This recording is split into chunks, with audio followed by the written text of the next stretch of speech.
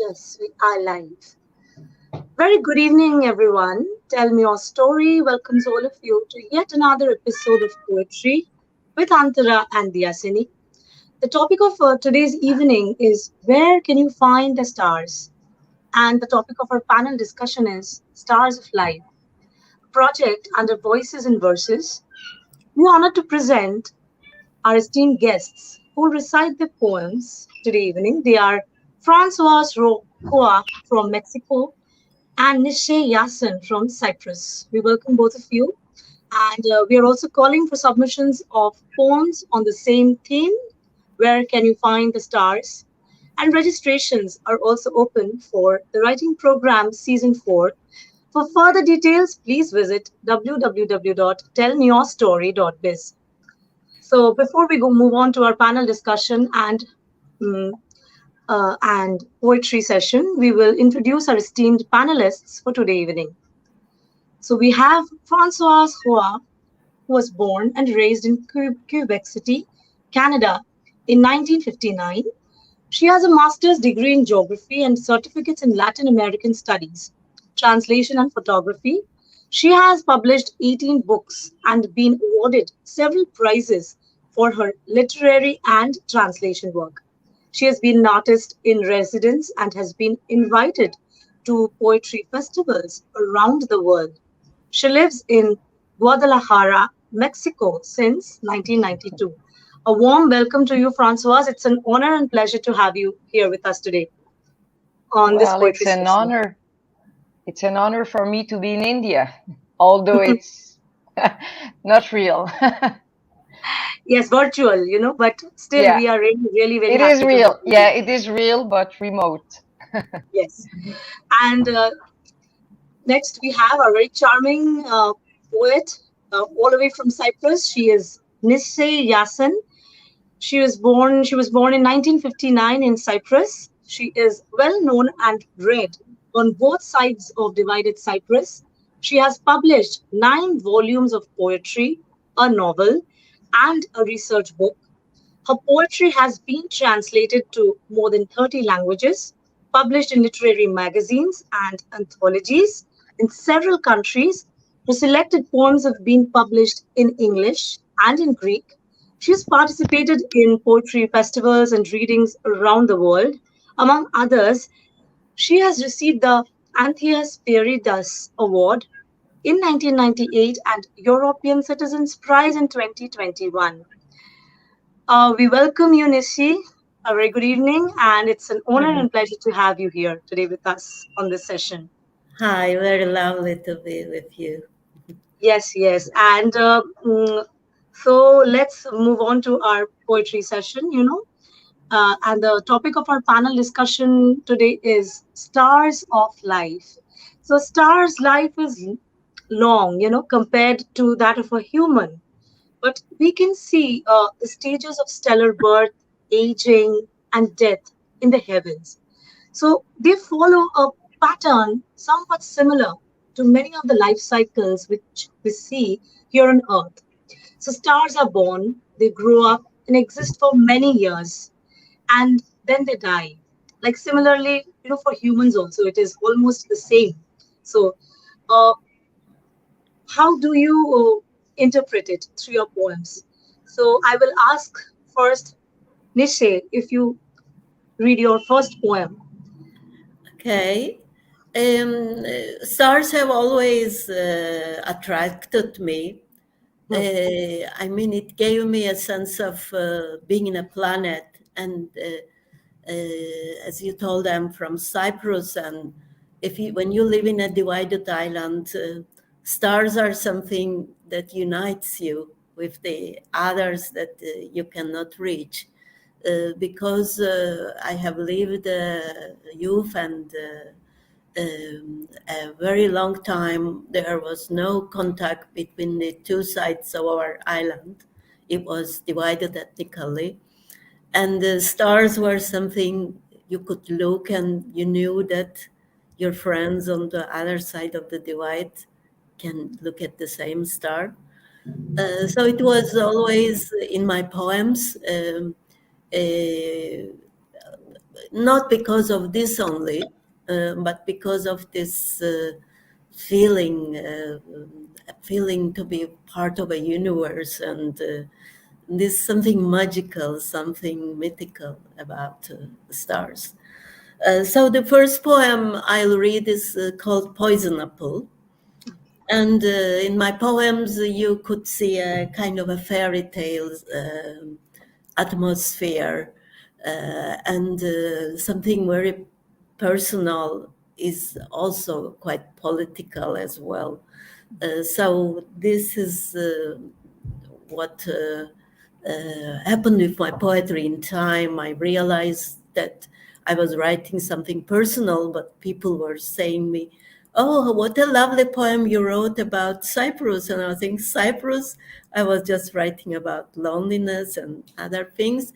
But it looks like that everything that happens between two persons is also a kind of a paradigm for global issues. So I'll read the Poison Apple now. And Yes, should I? please go ahead, Yeah, Nisei. Poison Apple. Once I didn't, then I did exist. Loneliness was my cradle, forgotten in the wind. Pearls ornamented my coverlet. Evil eye beads, frozen in stone, gazed at me.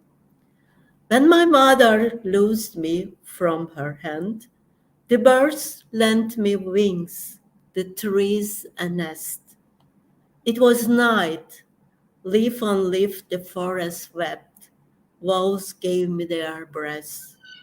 I had a step-god, he would not hear what I said. When I bit into the poison apple, my mother and my love deserted me. I was a branch crying in the forest, water drinking solitude, the voice of leaves rustling. My lover did or didn't exist. His name was the wind, his memory a fish. If I cried, he did not cry. If I explained, he did not understand. When I spoke, I could not recognize my voiceless voice. Still one day, I solved the riddle of my wounded soul. O secret museum of my heart, open. A little girl is hiding inside every heartbroken woman's voice. The fate of a love lost is registered on its bleeding country. Time's a storm that comes to rest on broken branches, speaking deliriously of ruin. And this was translated by Clifford. And Excellent. yes, yes. Very good. Very nice. So nice. So nice it is. So, would you like to say something specifically about this poem? Like, while you wrote this poem, what Um, were you thinking yeah, at that point? I mean, uh, it's about your fate is very much connected with your country, with what kind of family you are born in. The geography is a fate, and everything is part of your story. Uh, Everything that you were born into, let's say. So this was, I think, what I was thinking in those days. Yeah. Mhm. So, it showcases, your love for your motherland, Nishay. Yeah, the connection to this small island for me is quite strong because the island was divided, and we became refugees in our own small country that we had to live on the other side of the divide, and this has affected me a lot. I always use this term. The village that I was born was further than the stars. You could at least see the stars, but I couldn't see the village I was born. That I was connected with my childhood memories. So this was So sweet, so nice Yeah. it is. So, would you like to read your second poem, Nisei? Yes, my second poem is a love poem, Ode to Love. Um, we were like broken branches during the last dotting, deceived by the uninterrupted lovemaking of spring. To be one, that impossible of all desires at the border of time. You would wake up to the verses of your distant land, while I, a sleepy kitten, would lay in the bed of miracles. I would enter your kingdom through shattered doors with the bare feet of my fear. My mind was the wind talking to trees, to the clouds, my loving you a dove taking wing to the border of the unknown. The sudden flutter of the butterfly, the shudder of the flower. My loving you like fireworks kissing the night, while fleeing in fear, she turns into a tree, makes love with delight on a bed of daphne leaves. Your head smiled. Deep in your eyes, I saw the dream of the heart. I saw lake, swans, shuddering branches. You had forgotten, broken me. I saw lands torn apart inside me. Your raft drifting away, my own drowning, the invading galloping horseman, you standing on another shore. We were at the seventh knife of love, in the other dimension of time, in the hidden heart of the heart, in the seclusion of the body. We were in the clouds of desire, in the moisture of our tongues, at the dissolution of existence, at a moment in eternity, in the eternity of moment. We returned before we reached the desired, but on our return, it seems like we reached it. We were the fireflies of desire, the skin of the rising sea, the howling of the unknown. Remember the city under snow, the, the naked bodies, the first dawn of love, the wings of innocence, the small miracle of the heart. Remember the moans of the night and the boats of bodies diving in, diving out. Remember the land we reached, the wet stones, our mingling breath, pulling in the thread of longing, dissolving into each other, the peace of oblivion. Remember the shudder of the inflamed body, our rise, the melting of wings. Remember the desperation of desire, your forgotten serenity, drinking the magic nectar in each other's desolation. In the silence, I build up the question burning in the void, to be strangers while close, and close while strangers, the secret melancholy of passion. What remains of you is the street you stroll in my dreams, the steps that crush my soul, the leaf scattered in the tunnel. Remember the last embrace in the desert storm.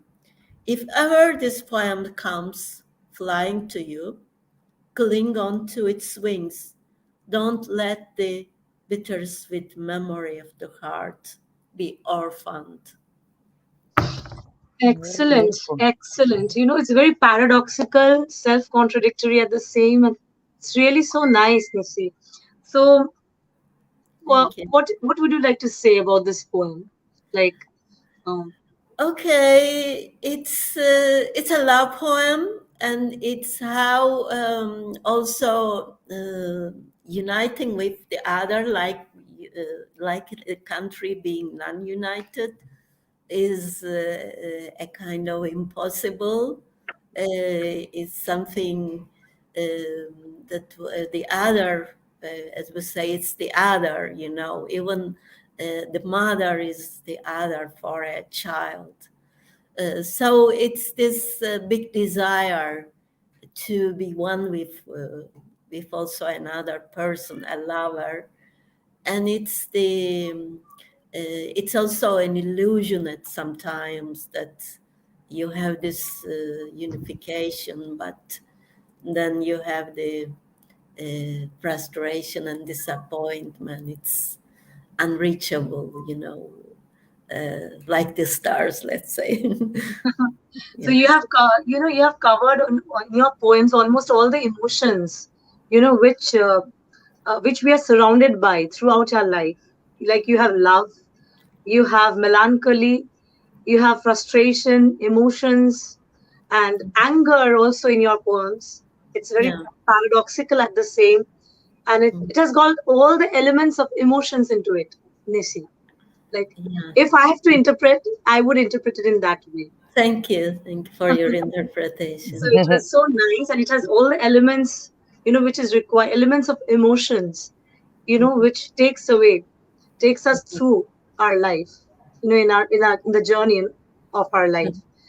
So next, I come to Francoise, and Francoise, Yeah, uh, before you read your poems, I would like to ask, like, as you know the topic of our discussion and the theme of our project is, where can you find the stars of life? So, in your poems, how would you like to interpret it, or how do you look at it, into it? Well, Stars. it's okay. Yeah. Well, as you were saying before, I mean, the life of stars is a little bit like the life of humans. Correct. It's like living several thousand centuries in maybe 60 years or whatever your lifespan is, and everything is there. I mean, human life is embedded in nature, human condition. If you look at nature, you find exactly the same thing. You find the same virtues, and you find the same dangers. So, and since poetry is really what poetry is about, is human condition. What does it mean to be human, to live, a very short life? I mean, in terms of eternity, in terms of evolution, a human life is a very short thing. It's like a spark. So I see a human life like a spark in darkness. That And is so nice. so a lot of my poetry has to do with that. And if you look at civilizations, all of them, they have looked at the sky and they have tried to interpret the stars. Astrology, for instance, is as old as any writing you can find. So this is really the way I see poetry. Poetry is one star in life, in one's life. And when you're a poet, it's a huge star. It's like the That sun. is so nicely explained. Yes, poetry Yeah, itself, it's a huge star. it's a star. So I'm going to read Yes, two you please go poems. ahead with your first poem. Yeah, they're different than the ones I sent you because now I have a lot of visit thanks to Christmas. And Yes, correct. really, we've been, living alone, my husband and I, for 2 years without seeing anyone. And then all of a sudden, our house is full with, children and husbands and wives.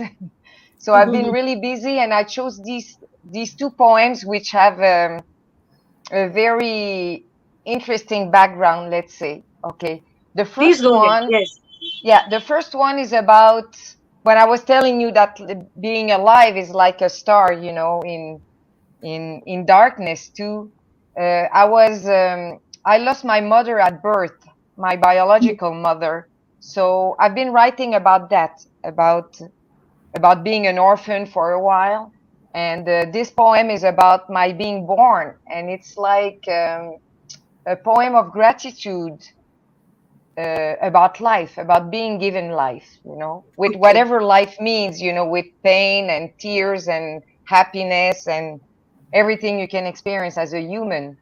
So the poem is called, and what's interesting about this poem is that I wrote it, well, not with a friend. A friend would send me a poem, and then I would answer her poem the day after, and we published this book, with two voices. And this is one of the poems when she writes about my being an orphan, and this is the answer I gave her. Okay, Okay. and it's called Of Carriages. The last sign is always the most confusing.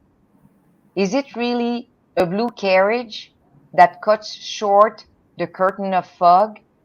Or is it a beggar's coach pulled by two mangy greyhounds?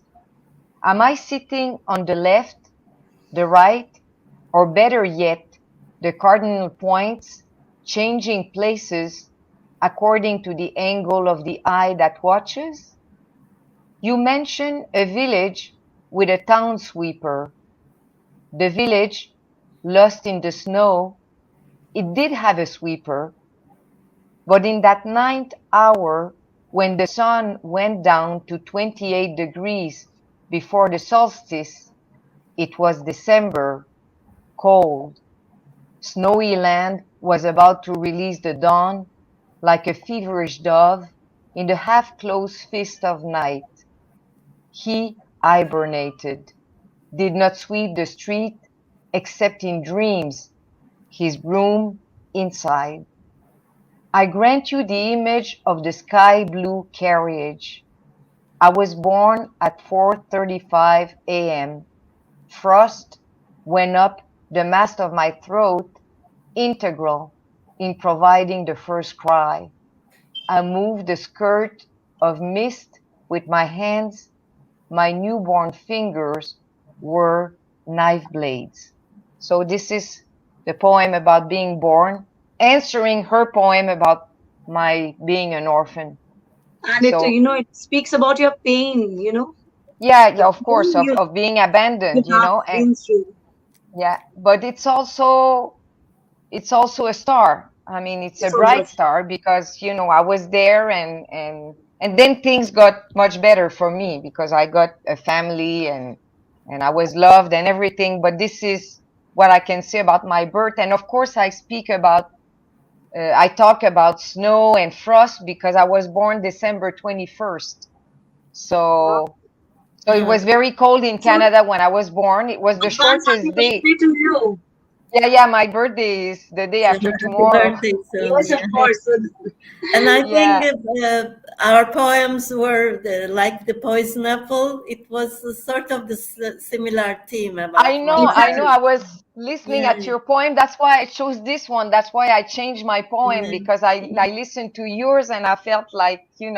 And then what's interesting about December 21st is that it's the winter solstice. So it's Mm. the longest night in Longest the night. year. And in Canada, it's a very long night. In Canada, when I was a child and my parents would celebrate my birthday, at 4 o'clock in the evening, it was already dark because it's very far north. And so this is the poem has to do with that, with the solstice and the sun. Mhm. Okay. And the second one is about people think it's like a love poem, like people breaking up, but it's not that. It's about poetry. I'm talking to poetry in that Okay. poem. What poetry does to me when I really want to write and it doesn't work. And well, that poem was written a few years before I really started publishing and getting more recognition. So it's about like being a slave of poetry. Okay. And as I was telling you, poetry is like in a poet's life, it's like the sun. Everything turns around it, you know. Everything you live, everything you experience, everything you feel eventually is translated into a poem. So, and the poem has a citation by Henri Michaud, a French poet, that says it's about, of course, about writing. And the citation says, once the paper has been troubled, faces come up. They do not know what they came for, neither do I.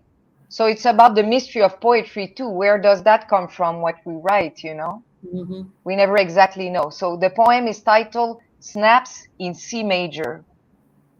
No one sees you, armed with balances and measuring tape, drooling with a touch of madhouse in the pupil. Light descends the ladder of silver, blessed illusion that passes between my cornea and retina like a veil. They thought they saw me, but you are the words, the blank page. You embody the template of all possible arrangements. My foot never fit into your slipper, nor my finger your magic ring. Do not come near me. I admit I had visions, that they were never strange faces or a brilliant waterfall. The crack of your whip deafens. It is snowing in my head. I close my eyes. Peace is a December morning in a Nordic forest. If I close my eye long enough, you will tire and go.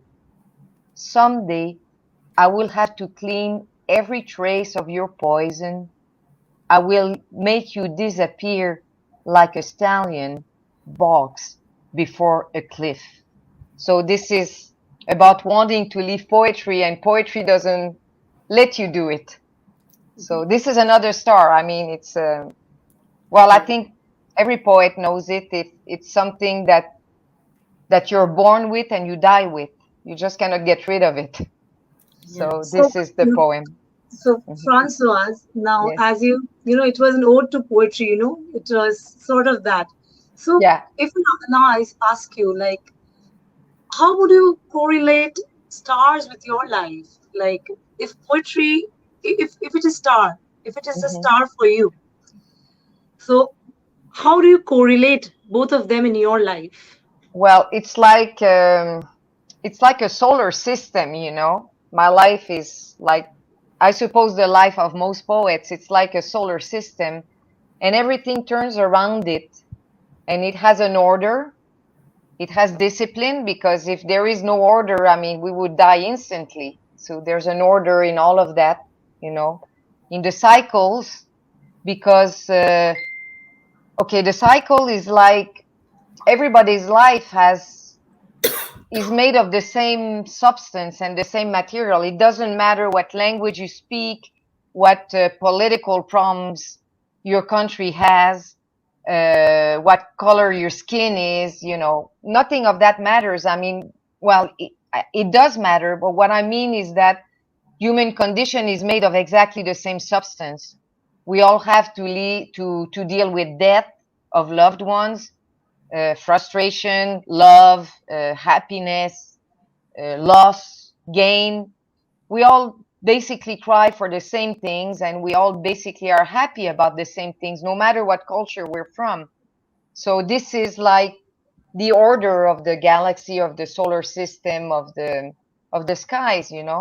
Everything has this order, and it's the same thing. So planets, they turn around exactly, more or less, the same length of time every year, or every 10 years, or if it's Pluto, it's every like 200 years. But there's an order to it, and you cannot rush things. Like in life, things happen when they have to. You cannot rush things. So the same thing with nature, the same thing with the solar system, and well, beyond the solar system. And to me, poetry is like, it's speaking as what's behind, the little light that flickers in the darkness of human condition, because it's a difficult thing to be a human too. I mean, we have to feed, we have to make a living, we have to survive disease. So that's the way I relate that to the big, Stars let's with say, the life yeah, and the, poetry the with the life. big scheme. And one of the way stars enter my life too is through one of my sons, who's an astrophysicist. So well, he really does study the sky, and so that's very interesting. Very often he sends me like his, computer models of uh, supernovas and things like that, and I don't know, I always find a way to fit that in poetry. Hmm. Okay. So And coming to Nisei, how would you correlate stars with your life? Yeah. So I agree with Francois that life, because life is so short, and death is the thing that is the main concern of poetry, actually, hmm because it's the um, and in our lives we are looking for some security through and this security is a security for not dying, actually, even hmm whatever security is physical, emotional, but on the other hand, we want also freedom. Okay, there is an order, but there is also chaos. hmm And also there are surprises. I mean, an unplanned factor can change a balance very, very, very quickly.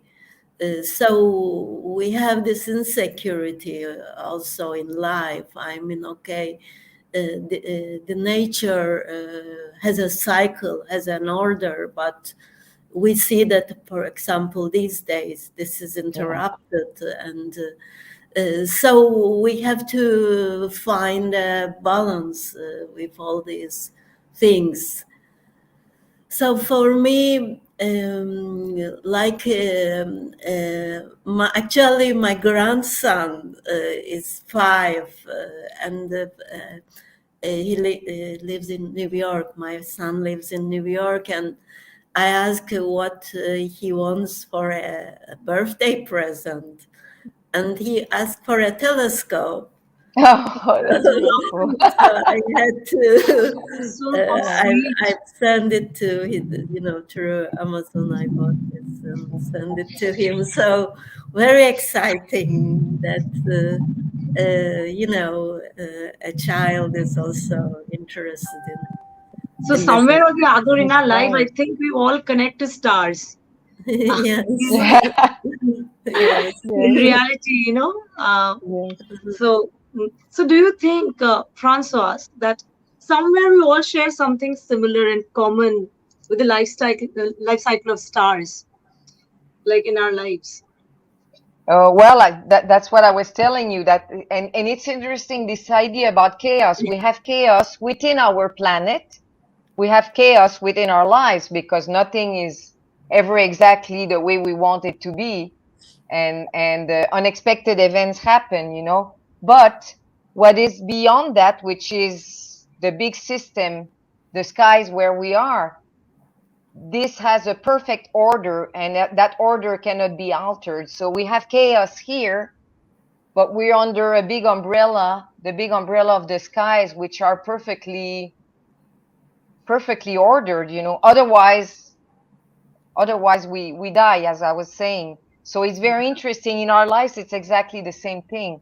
We have chaos inside, but we're within the big umbrella of something extremely orderly. You can call it God or a fate or poetry or whatever you want to call it, destiny, karma, whatever you want to call it. It's all the same thing. It's like a big order where there is a reason why things happen. Hmm? But sometimes from where we are, which is the chaotic planet, and we can see it here in the tropics. I mean, the environmental damage is extremely visible because we have like stronger hurricanes than we ever had, and we have, for instance, in the city where I live, you have trees that usually should flower in April, and now they flower 2 months earlier, which is not normal. It means it's hotter. The trees, they don't know about calendars, they know about the heat. So So we can see the chaos too. We can see it the way we see it in our lives, you know. So, and maybe poetry is a way to order that chaos, to try to make sense of it, to try to extract beauty out of pain, out of separation, out of death, which is, like Nisei said, I mean, the ultimate question, the ultimate matter of human condition is death. Mm. So this is the way I relate it to the big star system. And I have been, I mean, I have studied astrology for many, many years too. So this is also a personal way to try to grasp the meaning of the stars. So this is one thing I do besides poetry. Mm-hmm. So. Okay. And coming to Nisei, same thing. Like, do you think there's something that is common with the life cycle of stars with that of humans? Is there Yeah. something similar? What do you think?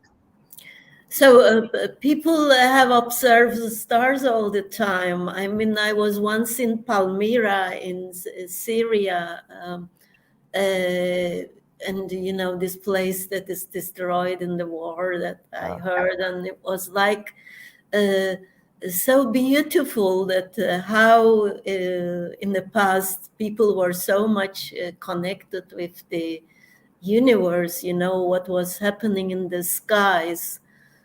So I believe that, I mean, many people would say it's not, astrology is not scientific, but I think science is observation and making results. So we should sort of take this seriously, that all these centuries people were observing things, and through observation actually they were getting results. I know that there is a lot of you know, charlatanism in the field, and you know, Yeah. these kind of things, but still I find it quite an interesting topic, you know, and it's also the feeling it gives you to be connected with the stars. I mean, full moon, the cycle of the full moon and everything is, it enchants me. I mean, I would say I wouldn't. I don't want even to question what is scientific about it. It's part of life, and it enchants me. Yeah. So for Nisei, it is more of a beauty within, you know, Yes. and so not really science for you, right, Nisei? But I have this argument as well. Science is about observation and result. Absolutely. So But it is science in some sense. Yes. Mhm. yes, exactly. But if you see or look at it through the eyes of a poet, it is different.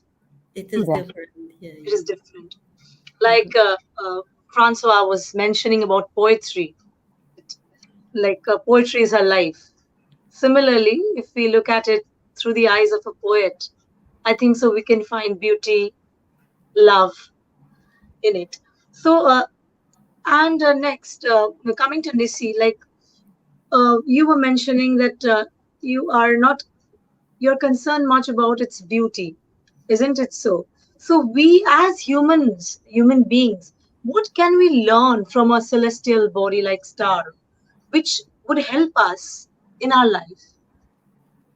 Yeah. Mhm. Hmm. To the Should question I is, mention once again? Okay. Like, what do you sorry. think that we can learn from stars? Mhm. We as human beings, what can we learn from stars? Yeah. If the question is for me, it's like the Or stars what, give or when you look you. at star, what do you feel? How do you feel?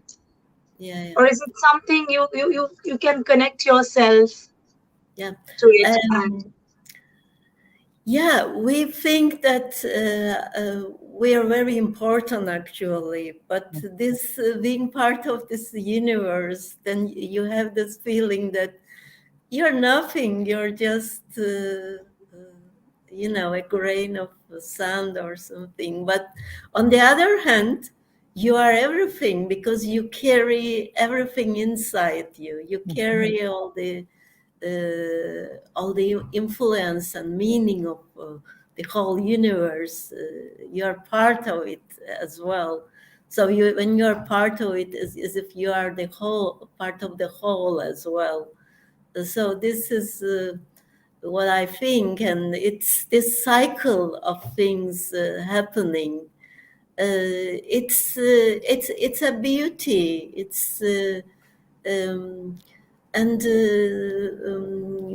and also I think of existence when I am in a night by the seaside, watching the stars away from all this civilization. It's so magical. I mean, you feel you're part of this universe, and this is a very peaceful feeling for me. So believing in one's existence, it is also a learning, right, Nisei?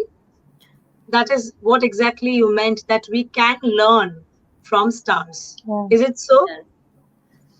Um, Believing in one's existence, believing in our existence, yes, if I yes, put it that way. yes. It's the feeling. It's an existential question I have when I am in such an environment. I meant with Okay. stars. Yes. Mhm. That was wonderful, Nisei. That was wonderful. And coming to Francois, how would you interpret it? Okay. Like, what Well, can I we would learn from say stars? we must learn two things. And the first thing is humility, and this is something that Nisei just mentioned. That we think we're so important, and we have this ego thing that we're going to change the world, and that that nobody can replace us. I mean, we're just a little speck in the Mhm. universe, every human being. But at the same time, I mean, we're so important because existence is there, and it's for a reason. So humility would be one thing. Even if you look at our solar system, in the sky, it's nothing. It's a speck. There are literally thousands of suns.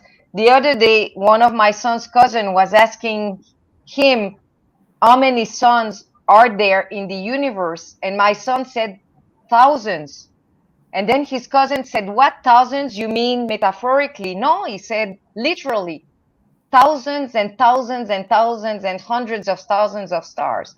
So even our solar system is nothing. So can you imagine a human being within that solar system is absolutely nothing. So I think we should learn humility, to be more humble, and to recognize that we're part of a greater scheme, and that we have to cooperate with each other so that scheme doesn't get broken, which is what happens in wars, which is what happens in conflicts. Mexico is going to a very dark time now. I mean, we have a terrible problem with organized crime, with drug dealing, and I mean, humility is one thing we should learn. And I think the other thing is patience, because time frames are there. Sometimes we make mistakes in life because we're not patient enough, and we cannot wait for the right time for something to happen. And that happens in a human life. I mean, when you raise a child, you have to be patient. Things will take years before they learn something because you see a result. So I think patience is one thing we should learn. And the Greek, they understand Greek astrology, understood that very, very clearly, because they had a god of time. Kronos was the god of time. So when you think about the word chronology, it comes from the Greek god of time. And one of the virtues that this god had, among his many defects, because he was considered the bad one, in the Greek mythology, one of the virtues he has is patience. He knows how to wait. So Yeah. this is one thing we have to learn From I think, stars. yeah, from stars, to be patient. We have to learn patience. We have to learn to respect the cycles that will take whatever time they need to do the things they need to do. So this is what I would say about looking at this, at the stars. And the other thing is something that Nisei mentioned too. It's like learning to observe, learning to be in peace, to have inner peace, I think, because the beauty of it is, I mean, poets have written about the moon and the sun for as long as poetry exists. And one anecdote I want to mention is French poet Stéphane Mallarmé, which is probably the greatest French poet of the 20th century. When somebody told him, an astronomer told him once that the sun, our sun, would be extinct. And they say that he suffered a terrible depression for months, that he couldn't get out of bed. Just the idea of the sun being extinct to him was a humongous tragedy. So that's, I always mention this anecdote because I think it's very beautiful about Absolutely. what the awe and the wonder that the looking at the sky can provide to a human being. Mm-hmm. Seriously, imagining one day without sunshine, can we imagine? So it is doing its job. So why Of cannot we? course, yes, So, it's doing its so why job. cannot Yeah, why cannot we as humans do? Isn't it so? Why cannot we humans yeah, have patience, have yeah. perseverance? So, Francois and Nissi, both of you are absolutely correct. Like Nissi mentioned about like one's existence, believing one's existence, and Francois, you mentioned about humility, and that was wonderful. That we can learn, from stars. And we are coming towards the end of our session, but it has been quite amazing, like talking and discussing about stars.